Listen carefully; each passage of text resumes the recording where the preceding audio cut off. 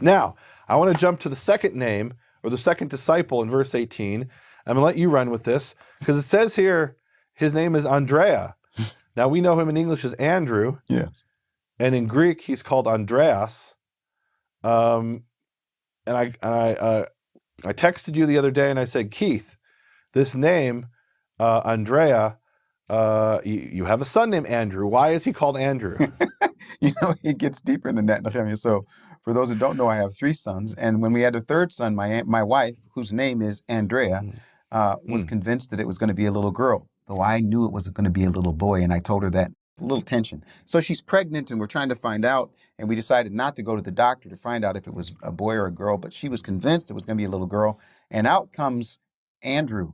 So why did we name him Andrew? One, for the idea of him being the disciple, but there's an underlying issue, which was, since it wasn't the little girl, we'll name Andrew kind of after his mom. Okay. But what does the word Andrew mean? So here's the thing. Andrew? So I did something really interesting when you texted me. I said, I'm going to ask Andrea, why did your mom call you that? And she said, well, because she had a friend who knew someone named that, and she said she thought it was a French name, and she liked the way it was Andrea. Oh. So that's why she named her, nothing more. And I started looking in other places. What does this name mean? And of course, I wasn't really thinking about that until you asked me the question.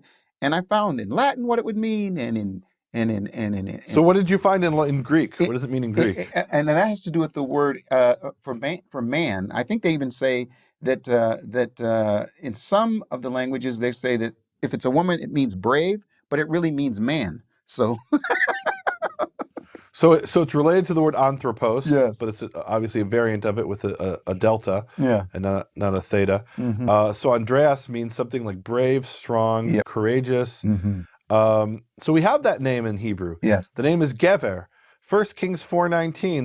There's a man actually in the part in northern Israel in Gilead called Gever the son of Uri.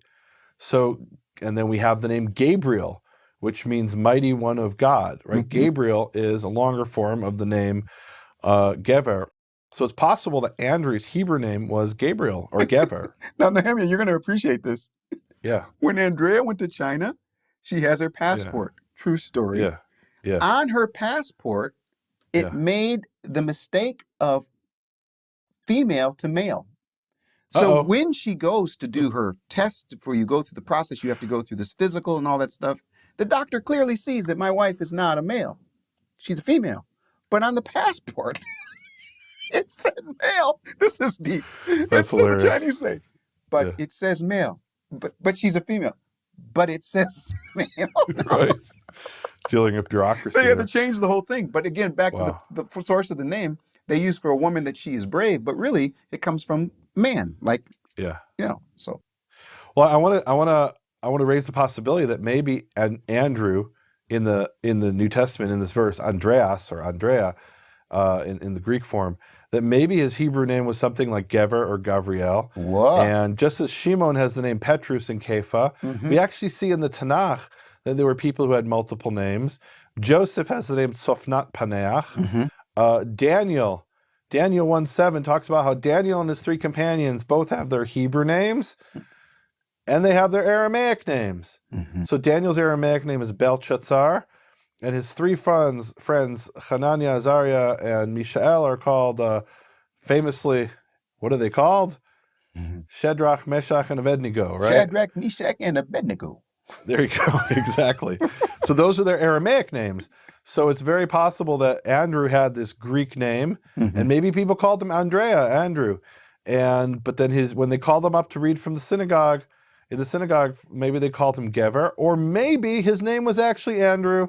And I was very surprised. My assumption was, honestly, when I started reading this, Keith, I thought, okay, when it says Andrea here, what somebody did is they took the Hebrew name and they put in the Greek or some other European name here so that they would be familiar when they were debating with the Christians. Okay, even though it said here something in Hebrew, we've now put in the Greek name so we know what they're talking about when they bring up these foreign names. And that is a possibility that we'll talk about in a minute. However, I was very surprised. I just did a search to prove that the name Andrew never appears in Jewish sources. And what do I find? There's a rabbi in the Jerusalem Talmud Rabbi Chanina bar Andrai. Rabbi Chanina, the son of Andrew, written as Andrai with an aleph or a yud. It's written both ways. It's also in Bereshit Rabbah he's mentioned. And then there's a man also in the Jerusalem Talmud called Bar Andrai, the son of Andrai, or the son of Andrew. So Andrew was a name that there's even rabbis who were named after, who had this name Andrew. So I was very surprised to see that. I had assumed this was, a Greek name, that no Jew would ever be called Andrew, and that maybe his name was originally Gever or Gavriel, and then they transliterated it when they, translated it, and then in Hebrew Matthew it was changed. But maybe he was actually called Andrew.